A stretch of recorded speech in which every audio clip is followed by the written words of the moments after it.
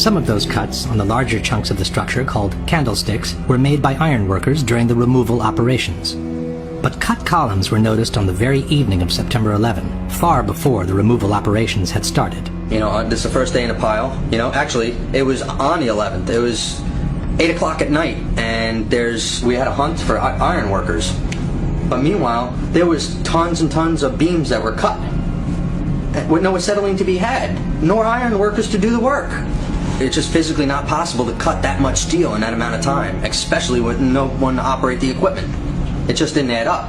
When asked about the presence of columns cut at a 45-degree angle, Danilo Coppe, Italy's foremost expert in controlled demolitions, stated, "I'll confess, this is extremely curious from a technical point of view, as this is a very similar result to the one obtained with cutting charges."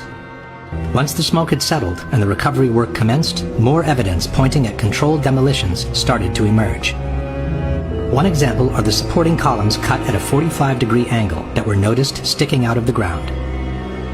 This kind of cut is typical of controlled demolitions and is obtained by placing linear charges on the columns at a 45-degree angle. Now this is a linear shape charge, and it's wired in with the dynamite. When it cuts, it'll cut this column right on this angle, and then this piece will be deflected and displaced in that direction.